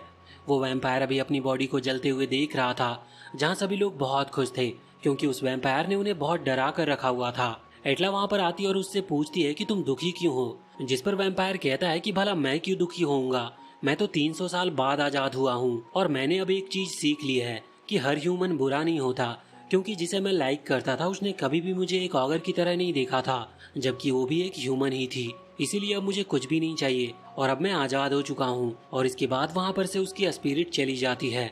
आगे हम देखते हैं कि अभी उस फ्रूट सेलर को भी गुस्सा आ रहा था, लेकिन जब वो सैली की आंखों में गुस्सा देखता है तो डर जाता है और वो कुछ भी नहीं कहता। जिसके बाद सैली और मैरी वहाँ से चले गए थे। मैरी अभी सैली का ये रूप देखकर बहुत खुश थी क्योंकि वो ऐसा ही चाहती थी। वैसे अगले सीन में वो वापस से वहाँ उस कमरे पर लौट कर आती है जहाँ पर वो बनी को देखकर बहुत खुश थी क्योंकि उसे होश आ चुका है और अब वो पूरी तरह से ठीक भी है। अभी यहाँ पर मैरी भी बहुत खुश लग रही थी, जिसका कारण जब बनी पूछती है तो मैरी बताती नहीं। तभी हॉक कहता है कि हमें भी बाहर चलना चाहिए। वो सैली को साथ में चलने का कह रहा था पर सैली बाहर नहीं जाना चाहती थी क्योंकि अभी अभी वो एक शॉपकीपर पर हाथ उठाकर आई है, जिस वजह से शायद किंगडम के गार्ड उसे ढूंढ रहे होंगे। पर हॉक को ये चीज समझ नहीं आती। अब जब सैली उसे सारी बातें बताती है और कहती है कि वो आदमी यही डिजर्व करता था, तो हॉक उसे पकड़कर ले जाने लगता है और कहता है कि तुमने क्राइम किया है, तुम्हें इसकी सजा मिलनी चाहिए। अब इसके बाद यहाँ से ये सीन चेंज हो जाता है और हम देखते हैं कि अभी वहाँ जंगल में जब मीको और उसका वो डॉग जब आगे बढ़ रहे थे, तभी मीको को महसूस होता है कि कोई उसका पीछा कर रहा है। उसे पहले लगा था कि ये कोई चोर है, पर जब वो पीछे आता है तो उसे वहाँ पर हार्सूमी दिखती है। मीको उसे सूप बनाकर पिलाता है और उससे पूछता है कि वो इस खतरनाक जंगल में अकेले क्या कर रही है, जिस पर वो उसे बताती है कि उसे एक ऐसी बीमारी है जिसकी वजह से अपने नाम के अलावा उसे और कुछ भी याद नहीं। वैसे अब रात भी हो गई थी, इस वजह से वो जंगल में रुक जाते हैं। रात को जब हार्सूमी सो रही थी तो मीको देखता है कि उसके सर पर एक सींग है, जिससे वो समझ गया था कि वो एक ऑगर है। वो तुरंत ही अपनी तलवार निकालता और उसे खत्म करने लगता है, लेकिन तभी उसका वो डॉग उसे रोक देता है। ये देखकर मीको को बहुत गुस्सा आता है। वो उससे पूछता है कि तुम मेरी तरफ हो या इन ऑगर्स की तरफ, जिस पर वो डॉग भी गुस्से में कहता है कि वो मीको की तरफ ही है, लेकिन मीको जो करने जा रहा था वो गलत था। हमें पता चलता है कि मीको उस डॉग की बहुत रिस्पेक्ट करता है, इसी वजह से वो उसकी बात मान लेता है और साथ ही उससे माफी भी मांगता है। अगले दिन जब वो फिर से आगे बढ़ रहे थे तभी उन्हें एक ऑगर मिलता है, लेकिन मीको ने उसे खत्म कर दिया था। पर ऑगर को देखने के बाद अचानक से हार्सूमी के सर में दर्द होने लगा था। अब जब वो आगे बढ़ते हैं तो कुछ समय बाद उन्हें एक मिड ऑगर मिलता है। ये पावर के मामले में मिडिल पर आते हैं और ना ये सीनियर है और ना ही जूनियर। हालांकि ये हार्सूमी का सीनियर ही था, पर इसकी पावर हार्सूमी से ज्यादा थी। इसे हार्सूमी पर गुस्सा आ रहा था क्योंकि पिछले बैटल में हारने के बाद अब उसने अपनी यादाश्त ही खो दी है, इसीलिए अब उसे जिंदा नहीं रहना चाहिए। इतना कहते हुए वो हार्सूमी की चेस्ट पर अटैक करता है, जिससे हार्सूमी को बहुत बुरी चोट लग चुकी थी और अब वो लड़ने की हालत में नहीं थी। मीको वहीं पर खड़ा था, लेकिन वो दो ऑगर के बीच में नहीं आना चाहता था। तभी हार्सूमी अचानक से अपने उस सींग को निकाल कर फेंक देती है और कहती है कि अब वो एक ऑगर नहीं है, और इसी वजह से वो मीको से हेल्प मांगती है, लेकिन उसके पहले ही वो बेहोश भी हो गई थी। अगले सीन में जब उसे होश आता है तो वो एक रूम पर थी जहाँ उसकी पूरी बॉडी पर बैंडेज लगे हुए थे, जो कि मीको ने लगाई थी। वो उठते ही उस ऑगर के बारे में पूछती है तो मीको बताता है कि मीको ने उसे नहीं मारा, क्योंकि जब हार्सूमी की बॉडी से बहुत ब्लड निकल रहा था, अगर मीको उसे मारने के लिए रुकता तो इसमें और देर हो जाती। अब इस पर हार्सूमी उसे थैंक यू कहती है। साथ ही वो ये भी कहती है कि ठीक होने के बाद क्या मैं तुम्हारी जर्नी पर साथ चल सकती हूँ, जिस पर मीको ने हाँ कर दी थी, ये कहते हुए कि वो नहीं चाहता कि अभी अभी उसने जिसको बचाया है वो ऐसे ही बाद में मारी जाए। अब हार्सूमी उससे कहती है कि तुम अब तक के मेरे सबसे अच्छे दोस्त हो, और इसके बाद वो हंसने लगती है और वहाँ पर हम देखते हैं कि डॉग भी हंस रहा था। आगे हम देखते हैं कि अभी जिस टाउन में मीको रुका है उसी टाउन में एक टूर्नामेंट हो रहा था और इसमें हॉक ने भी हिस्सा लिया है। अभी वो कुछ लोगों को हराता है, जिसके बाद वो बहुत खुश था। पर वहाँ पर सैली, बनी और मैरी तीनों ये बात कर रहे थे कि उसे तो बहुत वीक अपोनेंट मिला। अब जब वो वहाँ से निकलते हैं तो बनी कहती है कि हॉक पैसे के लिए नहीं लड़ रहा, बल्कि वो सिर्फ खुद को स्ट्रांग बना रहा है, जिससे कि आगे चलकर वो हर किसी को प्रोटेक्ट कर सके। तभी सैली की नज़र वहाँ से गुजरते हुए मीको पर पड़ती है। वो तुरंत ही दौड़ कर जाती है और बाहर मीको से उसका रीयूनियन होता है। मीको उसे थोड़ा पानी देता है और कहता है कि माफ करना, मेरे सारे पैसे पहले ही खर्च हो चुके हैं, वरना मैं तुम्हें और भी कुछ लेकर खिला देता। वो यहाँ पर उसे हार्सूमी के बारे में भी बताता है और वो ये भी कहता है कि उसने भी इस टूर्नामेंट में हिस्सा लिया है सिर्फ पैसों के चलते। अब इसके बाद हम उसी मिड ऑगर को देखते हैं जो कि अभी मिराजी के पास आया हुआ था, जो उससे माफी मांगता है क्योंकि उसने हाटसुमी को जाने दिया। हालांकि वो इस चीज की वजह भी बताता है, जिस पर मिराजी कहता है कि कोई बात नहीं, तुम उस लड़की को नहीं हरा पाते। अब तभी वहाँ पर एक छोटी सी बच्ची आती है जिसका नाम सेलिना है। वो यहाँ पर उस मिडऑगर से कहती है कि वो उसे अपने कंधे पर बिठाए, जिस पर मिडऑगर ने तुरंत ही मना कर दिया था। पर तभी मिराजी उसे साइमन का वो फेस दिखाता और कहता है कि उसे इस लड़की ने मारा है क्योंकि इसने उसकी बात नहीं मानी थी। ये सुनकर मिडऑगर डर जाता और उसे कंधे पर बिठा लेता है। अब वो लोग वहाँ से कुछ दूरी पर आते हैं जहाँ पर ऑगर की गैदरिंग थी। ये यहाँ पर आकर मिलते हैं और डिसाइड करते हैं कि इन्हें आगे चलकर क्या करना है। लेकिन इस बार का टॉपिक थोड़ा अलग था, क्योंकि सभी जब वहाँ पर जाते हैं तो उन्हें मैप दिखाया जाता है। ये उनकी ऑगर टेरिटरी थी जो कि अब कम होती जा रही है। और तभी वहाँ पर एक ओल्ड ऑगर आगे आते हुए पूछते हैं कि क्या ये काम मीको का है, जिस पर मिराजी हाँ करता है। वो कहता है कि हमें उसे रोकना होगा, वरना इस तरह से हमारा पूरा क्लैन ही खत्म हो जाएगा। वैसे अभी बाकी सभी को मीको के बारे में नहीं पता था, इस वजह से उन्हें नहीं लग रहा था कि ये कोई सीरियस टॉपिक है। पर तभी मिराजी साइमन का वो कटा हुआ सर दिखाकर इन्हें भी एग्जाम्पल के तौर पर बताता है कि इसे मीको ने मारा था। ये सुनकर सभी हैरान हो जाते हैं, क्योंकि साइमन उन सभी में सबसे ज्यादा ताकतवर है। लेकिन इतने में ही एक बच्चा जिसका नाम टोडोरो है और वो एक थंडर ऑगर है, वो आगे आकर कहता है कि साइमन कमजोर था, इसी वजह से वो मारा गया। पर तभी मिराजी कहता है कि उसने मैरी को भी मार दिया है। अब मैरी का नाम सुनने के बाद ना जाने क्यों टोडोरो बहुत ही ज्यादा शॉक हो गया था। उसने फैसला कर लिया था कि मीको को वो अपने हाथों से मारेगा, और इसके बाद वो वहाँ से चला जाता है। और जब सभी लोग वहाँ से चले जाते हैं तो साइमन का सर अचानक से मिराजी से कहता है कि तुम ये क्या कर रहे हो, तुम सिर्फ मुझे एग्जाम्पल के लिए यूज कर रहे हो, तुम चाहते तो मेरी बॉडी को रिपेयर भी कर सकते हो क्योंकि मैं मरा नहीं हूँ। पर इतने में ही उसे मार दिया जाता है। वैसे इसके बाद सेलिना वहाँ मिराजी के पास आती है और उससे पूछती है कि क्या ह्यूमन और ऑगर दोस्त भी हो सकते हैं, जिस पर मिराजी कहता है कि हाँ, ऐसा होना पॉसिबल है अगर उनके बीच में अच्छी कम्युनिकेशन हो, क्योंकि पहले भी उनका एक दोस्त ह्यूमन के साथ फ्रेंडशिप कर चुका है। और वो यहाँ पर उस वैम्पायर की बात कर रहा था। अगले सीन में हम अगले दिन का सीन देखते हैं। अभी हॉक जब टाउन में घूम रहा था तभी उसकी मुलाकात सेलिना से होती है। अब सेलिना उससे कहती है कि वो उसे अपने सर पर बिठाए क्योंकि वो अभी मिराजी को ढूंढ रही है। लेकिन हॉक उसे नहीं जानता था और इसीलिए वो उसे सर पर नहीं उठाता, लेकिन वो उसकी मदद करता है मिराजी को ढूंढने में। अब रास्ते में वो बात करते हुए जा रहे थे और सेलिना को हॉक की पर्सनालिटी बहुत अच्छी लगती है। वो कहती है कि हम फ्रेंड बन सकते हैं, लेकिन तभी हॉक उसके सर पर टिकल करते हुए कहता है कि फ्रेंड्स इतनी आसानी से नहीं बनाए जा सकते, उनके बीच में एक बॉन्ड और एक कनेक्शन होता है, और हम तो अभी अभी मिले हैं। तभी अचानक से ही हॉक को एक बहुत ही ज्यादा डीप डार्क एनर्जी महसूस होती है, क्योंकि उसने सेलिना के सर पर टिकल किया था। इस वजह से सेलिना को गुस्सा आया था, पर अगले ही पल वो हंसने लगती है। तभी वहाँ पर मिराजी आता और वो उसके पास आ जाती है। अब मिराजी देखता है कि हॉक के पास एक तलवार है। वो समझ गया था कि हॉक ने अभी इस टूर्नामेंट में हिस्सा लिया है। वो उसे इनकरेज करता है और साथ ही सेलिना से भी कहता है कि उसे भी अपने नए दोस्त को चीयर करना चाहिए। अब इसके बाद हॉक भी वहाँ से चला गया था। हालांकि उसे पता नहीं था कि उसके पूरे किंगडम को जिसने डिस्ट्रॉय किया अब वो उसकी दोस्त बन चुकी है। असल में सेलिना गॉड ऑफ मास्क है और वो सारे मास्क ऑगर को कंट्रोल कर सकती है। अब वहाँ पर टूर्नामेंट के बैटल ग्राउंड में हम देखते हैं कि हॉक पहुंच चुका था और उसका बैटल अब स्टार्ट होने वाला था। सेलिना भी वहाँ पर ऑडियंस में बैठी हुई थी और जोर जोर से हॉक का नाम चिल्ला रही थी। इस वजह से वो डिसाइड करता है कि वो एक बहुत अच्छा शो दिखाएगा। तभी वहाँ बाहर हम सैली को देखते हैं, जो कि यहाँ जब अंदर की तरफ आ रही थी तभी उसकी मुलाकात मिराजी से होती है। वो मिराजी को जानती नहीं है, पर मिराजी उसे बताता है कि उसका भी सेम ड्रीम है कि वो ह्यूमन और ऑगर को फ्रेंड बनाए, क्योंकि यही दो स्पीसीज या कह लो कि यही दो क्लैन हैं जिनमें सबसे ज्यादा लड़ाइयाँ होती है। लेकिन तभी वहाँ पर मीको आता और कहता है कि उसे मिराजी से बात भी नहीं करनी चाहिए, और यहाँ साथ साथ वो मिराजी की पोजीशन के बारे में भी बताता है। लेकिन मिराजी इस पर कहता है कि अगर ऐसी बात भी है तो इसमें क्या प्रॉब्लम है। वो ऑगर में इतनी हाई पोस्ट पर है कि हर ऑगर उसकी बात मानता है, और अगर वो कहेगा कि इंसान और ऑगर के बीच में लड़ाई ना हो तो कोई भी ऑगर धोखा नहीं दे सकता। लेकिन मीको को अभी उस पर भरोसा नहीं था, जिस वजह से मीको सैली से कहता है कि उसके पास दो चॉइस है, या तो वो मिराजी के साथ हाथ मिला ले या मीको के साथ। अब मिराजी जिस पाथ को चुन रहा है वही पाथ सैली ने भी चुना है, लेकिन मीको का तो उल्टा है। वो सभी ऑगर को इस धरती से खत्म करना चाहता है। पर यहाँ पर सैली अपने दोस्त की तरफ हाथ बढ़ाती है, जो देखकर मीको भी हैरान था। सैली कहती है कि उसे नहीं पसंद कि मीको किसी भी ऑगर को जान से मारे या उन्हें हेट करे। वो इस पर आगे चलकर काम करेगी, लेकिन वो अपने दोस्त को भी नहीं खोना चाहती, इसी वजह से उसने उसे चुना। लेकिन मीको इस चीज को मान नहीं सकता था। वो तुरंत ही वहां से भाग जाता और कहता है कि तुम्हें मुझे नहीं चुनना चाहिए था। मिराजी सैली से कहता है कि तुमने जो फैसला लिया सोच समझ कर लिया होगा, और शायद वो सही भी है। तुम्हें मीको से बात करनी चाहिए, इससे शायद तुम उसकी प्रॉब्लम को समझ सको। सैली वहां मीको के पास पहुंचती है और उससे बात करती है। मीको बताता है कि वही वो बच्चा है जिसके पेरेंट्स को ऑगर्स ने खत्म कर दिया था और इसी वजह से उसने डिसाइड किया कि वो इस धरती पर से सभी ऑगर्स को मार डालेगा। हालांकि वो कितने भी ऑगर को मार ले लेकिन अभी तक उसे सेटिस्फेक्शन नहीं मिली है।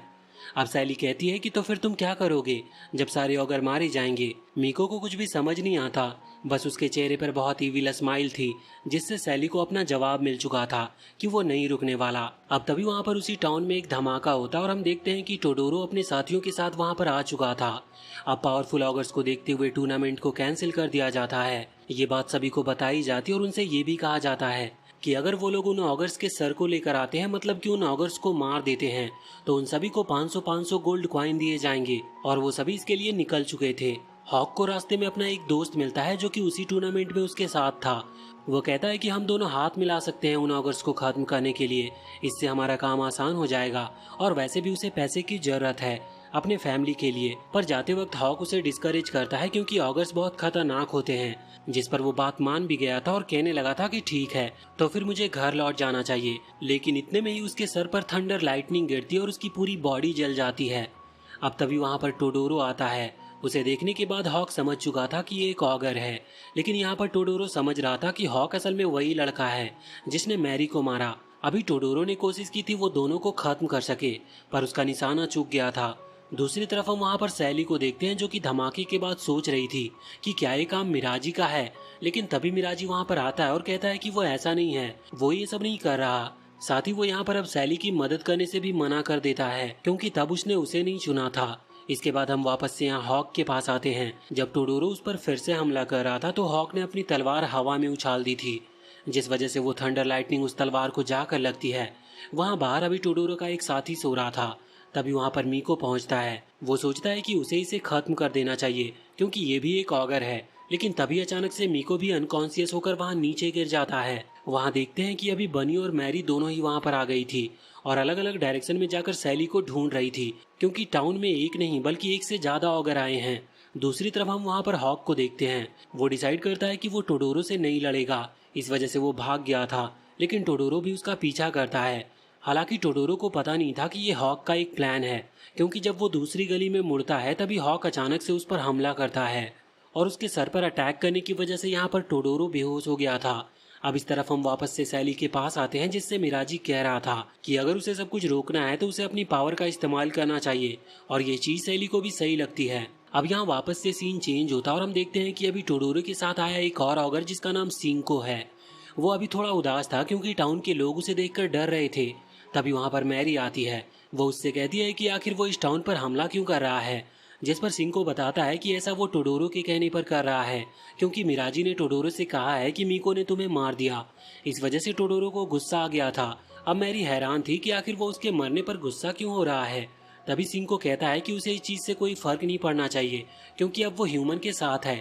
और यहाँ पर सिंको ही ये फैसला करता है कि वो अब मैरी को जान से मार देगा क्योंकि उसने उनके ऑगर क्लैन को धोखा दिया है। वैसे वहाँ पर टोडोरो को भी अब तुरंत ही होश आ गया था। वो देखता है कि उसका हॉर्न जो कि अभी तक कवर था अब वो कवर नहीं रहा।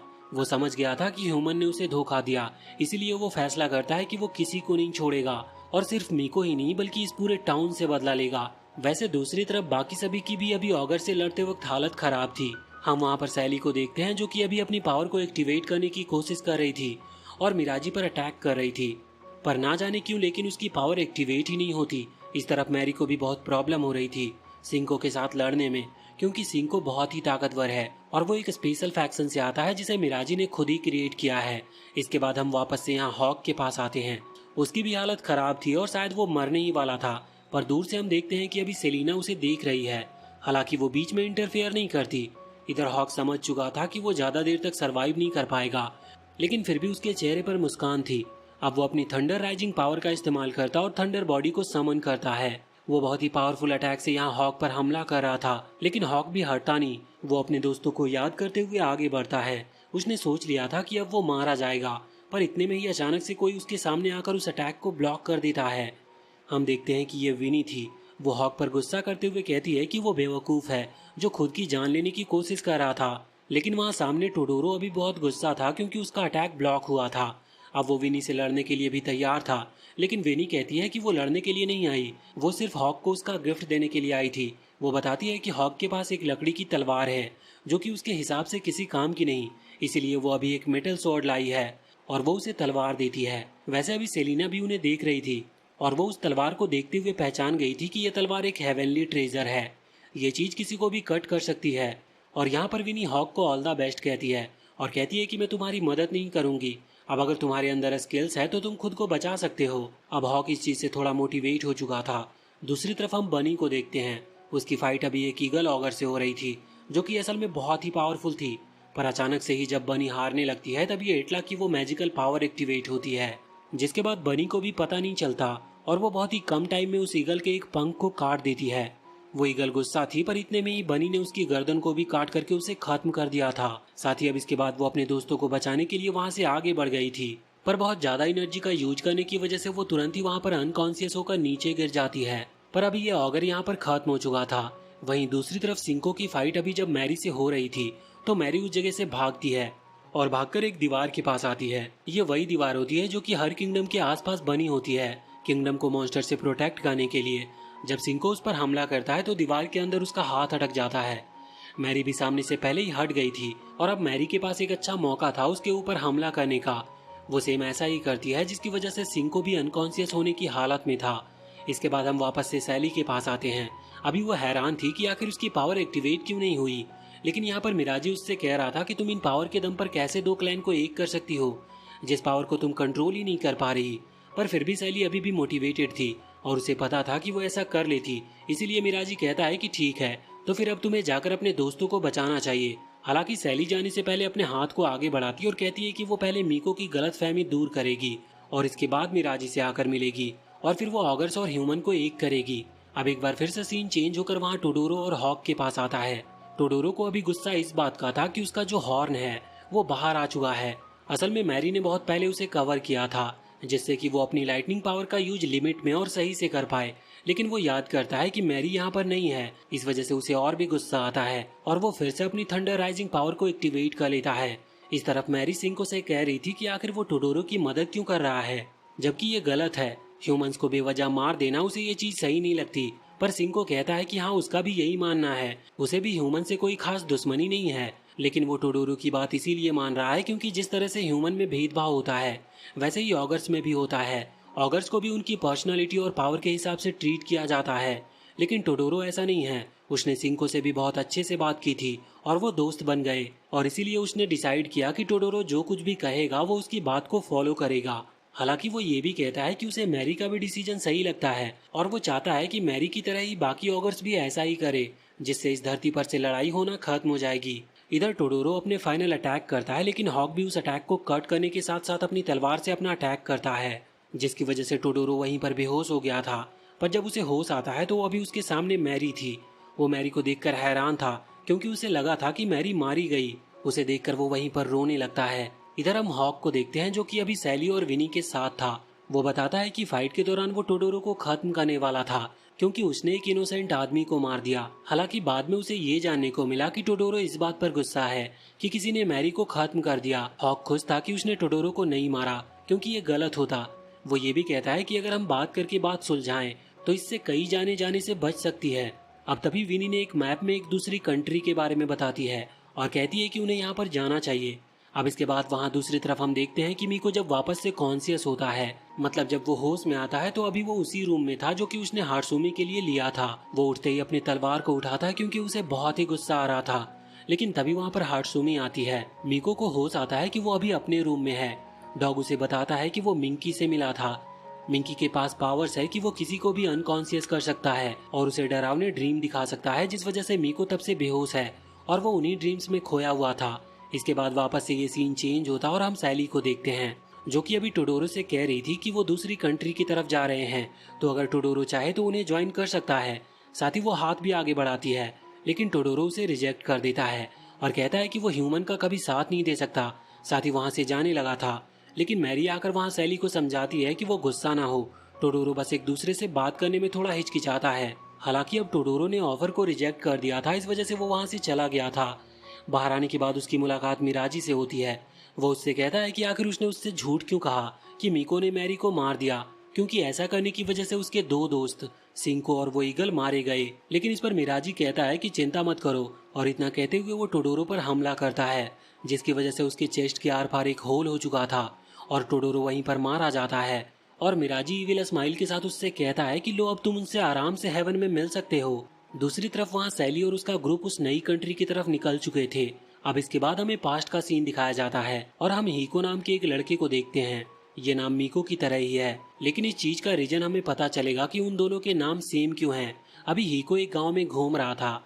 हमें थोड़ी स्टोरी जानने को मिलती है कि हीको के पेरेंट्स ने उसे छोड़ दिया था, जिसका रीजन हीको को भी नहीं पता, क्योंकि तब वो बहुत छोटा था। अभी वो बस अपने पेरेंट्स को ढूंढने की कोशिश कर रहा है। रास्ते में उसे एक डॉग दिखता है और वो उस डॉग को खाना खिला देता है, जिसके बाद वो डॉग उसका पीछा करने लगता है। वो डॉग बोल सकता था, ये देखकर हीको बहुत हैरान था। पर तभी अचानक से उसे कुछ आवाज सुनाई देती है। वो सामने एक ऑगर को देखता है जो कि किसी ह्यूमन को जान से मारकर खा रहा था। वो तुरंत ही वहाँ सामने आकर उससे लड़ने को तैयार हो जाता है, पर हीको बहुत ही डरपोक टाइप का है, और वैसे भी इतने बड़े से ऑगर को देखकर कौन नहीं डरता। उसके हाथ कांपने लगे थे। पर तभी वो ऑगर अचानक से उस पर हमला करता है। पर जैसे ही हीको उसके हाथ को रोकने के लिए अपने हाथ को आगे बढ़ाता है, तो वो हैरान हो जाता है कि उसकी स्ट्रेंथ उस ऑगर से ज्यादा है। इससे वो मोटिवेट हो चुका था और उसकी आंखें ग्लो करती है, और वो भी बिल्कुल सेम मीको की तरह। जिसके बाद वो हमला करते हुए उस ऑगर को खत्म कर देता है। सारे गांव वाले उसके पास आ गए थे और उसे थैंक्स कह रहे थे। साथ ही हीको का नाम फेमस होने लगा था। बाकी गांव जो कि ऑगर के हमलों से परेशान थे, वो हीको से ही हेल्प मांगते थे, और हीको उनकी हेल्प करता भी था। और वो अपनी एक जर्नी पर निकलता है जिससे वो अपने पेरेंट्स को ढूंढेगा और बाकियों की मदद करेगा। और इस जर्नी में उस डॉग ने भी उसका साथ दिया। वो भी उसके साथ जाता है, पर ये जर्नी अचानक से ही बदल गई थी, क्योंकि उसे एक ऑगर आइलैंड के बारे में पता चला, और वो डिसाइड करता है कि वो ऑगर के लीडर को ही खत्म कर देगा, जिससे ये चीज हमेशा के लिए खत्म हो जाएगी, और बाद में वो अपने बारे में सोचेगा। अब वहाँ उस ऑगर आइलैंड पर पहुंचकर वहाँ के लीडर को वो आसानी से हरा देता है। लीडर को मारने के बाद उसने अपने पेरेंट्स को ढूंढने का प्लान ड्रॉप कर दिया था, और उसने बस अपना एक घर ले लिया था और वो वहीं पर रहने लगा। वो बहुत ही अकेला महसूस करता था। पर तभी एक दिन अचानक से एक ऑगर उससे मिलने के लिए आया। वो कहता है कि उसके बेटे को वो बचा ले। असल में इस ऑगर को एक ह्यूमन लेडी के साथ प्यार हो गया था। उनका एक बेबी है, लेकिन इस ऑगर की जो फीलिंग्स थी, मतलब जो एक हंगर होती है ह्यूमन ब्लड की, वो उसे सह नहीं पाया और अपनी ही वाइफ को खा गया। इस वजह से अभी सारे विलेजर्स उस बच्चे को मार रहे हैं, जबकि गलती इसमें उसकी थी। अगले सीन में हम देखते हैं कि हीको वहाँ विलेज में पहुंचता है और एक बच्चे को पेड़ से बंधा हुआ दिखता है। सभी गांव वाले उसे जान से मारने वाले थे, लेकिन हीको उन्हें जाकर रोकता है। वो कहता है कि वो ऐसा क्यों कर रहे हैं, पर गांव वालों की आंखों में हेटरेड अलग ही दिख रही थी। वो फैसला करता है कि वो उस बच्चे का ख्याल रखेगा, वरना लोग उसे मार देंगे। जिसके बाद वो उसे अपने साथ लेकर जाता है। और इसी सीन से हमें पता चलता है कि हीको की मुलाकात मीको के साथ कैसे हुई। अब जब वो घर पर आते हैं तो मीको अभी बहुत ज्यादा उदास था और कह रहा था कि उसे मर ही जाना चाहिए, क्योंकि अब उसके लिए कुछ भी नहीं बचा। पर तभी हीको अपने घुटनों के बल आकर उससे माफी मांगते हुए कहता है कि उसने ही उसके फादर को मारा है, और अगर मीको चाहे तो बदला ले सकता है। मीको तुरंत तलवार उठाकर उस पर हमला करता है, पर मीको इतना ताकतवर नहीं था कि वो हीको को मार पाए, क्योंकि जो तलवार उसके सर पर लगी थी उससे उसे खरोच भी नहीं आती। हीको कहता है कि वो उसे ट्रेनिंग देगा जिससे वो स्ट्रांग बन पाए और एक दिन अपना बदला ले पाए। अब इसके बाद मीको तो सो गया था, लेकिन हीको और वो डॉग बैठे हुए थे। उस डॉग को कुछ भी समझ नहीं आ रहा था कि आखिर हीको एक बच्चे को क्यों पाल रहा, जो कि फ्यूचर में उसे ही मारने वाला है। लेकिन हीको कहता है कि उसने ऐसा जानबूझकर करा जिससे कि मीको खुद को ना कोसे, उसके पास एक टारगेट रहे और जिसकी इसमें गलती है, और वो फ्यूचर में उसे मारकर खुश हो पाए। ये बात मीको ने भी सुन ली थी और उसे भी इस चीज का बहुत दुख था। अब अगले दिन से हीको की और मीको की दोनों की जिंदगी पूरी तरह से बदल जाती है, क्योंकि अब वो दोनों ही साथ में टाइम स्पेंड कर रहे थे। हीको मीको का बिल्कुल फादर की तरह ख्याल रख रहा था। वो उसे पढ़ना सिखा रहा था और फाइट करना सिखाता है और काफी स्ट्रांग बनाता है, जिसकी वजह से उनके बीच एक अच्छा बॉन्ड क्रिएट हो चुका था। हालांकि इसके बाद भी मीको ने अपना असली नाम उसे नहीं बताया था, जिस वजह से हीको उसका नाम मीको रखता है। और उन दोनों ने एक दूसरे में ही अपनी खुशी ढूंढ ली थी और वो बहुत खुश थे। लेकिन ये खुशी बहुत ज्यादा टाइम तक नहीं टिकने वाली थी, क्योंकि हम एक ऑगर को देखते हैं जो कि देखने में बहुत ही पावरफुल लग रहा था और वो इन्हीं की तरफ आगे बढ़ रहा था। अभी वो दिन आ गया था जिस दिन मीको पहले से ज्यादा स्ट्रांग बन चुका है। इसी वजह से हीको उससे कहता है कि अगर अब वो चाहे तो अपना बदला ले सकता है। पर इस चीज पर मीको को गुस्सा आता और वो वहाँ से भाग जाता है। हालांकि बाद में हीको ने मीको को ढूंढ लिया था। वो साथ में बैठते हैं, जिस दौरान हीको उससे कहता है कि वो समझ सकता है कि मीको क्या फील कर रहा है, लेकिन इस फीलिंग को दूर करने के लिए और अपना अकेलापन दूर करने के लिए अगर चाहे तो मीको एक जर्नी पर जा सकता है, जहाँ पर वो ऐसे लोगों से मिलेगा जो कि उससे हेट नहीं करेंगे। लेकिन मीको ऐसा नहीं चाहता था, उसे बस अपने फादर के साथ रहना था। अब हर चीज फिर से पहले की तरह चलते रहती है, लेकिन एक दिन अचानक से मीको को ऐसी फीलिंग आती है जैसा कि उसे तब आई थी जब उसने अपने ऑगर फादर को खोया था। वो तुरंत ही भागते हुए यहाँ हीको से मिलने के लिए आ रहा था, जहाँ रास्ते में वो डॉग उसे मिलता है और उसका रास्ता रोकता है, पर मीको उसकी बात नहीं सुनता। यहाँ हीको के पास आने के बाद मीको देखता है कि हीको जमीन पर पड़ा है और वहाँ आसपास बहुत डिस्ट्रक्शन थी। असल में हीको की अभी लड़ाई हुई थी उसी ऑगर के साथ जिसे हमने कुछ टाइम पहले देखा था। वो ऑगर बहुत ही ज्यादा ताकतवर था, इस वजह से हीको उससे हार गया और अब वो मरने वाला है। ये चीज देखते हुए मीको बहुत दुखी था, लेकिन मरते मरते भी हीको उसे लेक्चर देता है और कहता है कि मैंने तुम्हें जिस जर्नी पर जाने को कहा था तुम्हें उस जर्नी पर जाना होगा। मीको कहता है कि आपने मुझे ये भी प्रॉमिस किया था कि जब तक मैं स्ट्रांग नहीं बन जाता तब तक आप मुझे प्रोटेक्ट करोगे। इस पर हीको कहता है कि हाँ, मैं अपना प्रॉमिस नहीं तोड़ूंगा। यहाँ पर वो मीको को अपनी तलवार देता है और कहता है कि तुम इस तलवार की मदद से खुद को और हर कमजोर को प्रोटेक्ट करना। साथ ही जब हीको की जान जाती है तो अचानक से उसकी बॉडी के अंदर से एक लाइट निकलकर मीको की बॉडी में एंटर करती है। ये वही पावर थी जो कि मीको के अंदर एक्टिवेट होती है और मीको इसकी मदद से ही ऑगर्स को खत्म करता है। वैसे ये पावर मिलते ही तभी वहाँ पर वो ऑगर आता है जिसने हीको को खत्म किया था। वो अभी मीको पर भी हमला करता है, लेकिन उसके ब्लास्ट की वजह से मीको को कुछ भी नहीं हुआ था। वो आगे बढ़ते हुए अपनी तलवार से उसके हाथ को काटता है और फिर उसे भी जान से मार देता है। इस दौरान मीको का वो हॉर्न जो कि उसके सर के बिल्कुल सेंटर में है वो बाहर निकल कर आया था, लेकिन वो उसे भी डिस्ट्रॉय कर देता है क्योंकि वो खुद को एक ऑगर नहीं मानता। उसने भी सेम सैली की तरह डिसाइड कर लिया था कि वो ह्यूमंस की और ऑगर्स की लड़ाई को खत्म करेगा। हालांकि बस फर्क इतना था कि मीको सारे ऑगर्स को खत्म करके इस लड़ाई को खत्म करना चाहता है। जिसके बाद मीको वहाँ पर बेहोश हो गया था। अगले सीन में हम अभी करंट टाइम में आ जाते हैं, जहाँ पर हाट्सुमी मीको को अपने कंधे पर उठाकर ले जा रही है क्योंकि मीको अभी सो रहा था। वो डॉग भी उनके साथ ही था। डॉग मन में सोच रहा था कि उस इंसिडेंट के बाद से मीको के दिल पर एक छेद हुआ जो कि अभी तक नहीं भरा था, लेकिन अब उसे एक ऐसा पर्सन मिल चुका है जो शायद उस होल को फिल कर देगा। और इसी के साथ सीजन 1 यहीं पर खत्म होता है और अगर इसका सीजन 2 आता है तो उसे भी हम एक्सप्लेन जरूर करेंगे। वीडियो अगर पसंद आई हो तो चैनल को सब्सक्राइब करके बेल आइकन जरूर दबा लें और कमेंट करके हमें बताएं कि आपको ये वीडियो कैसी लगी।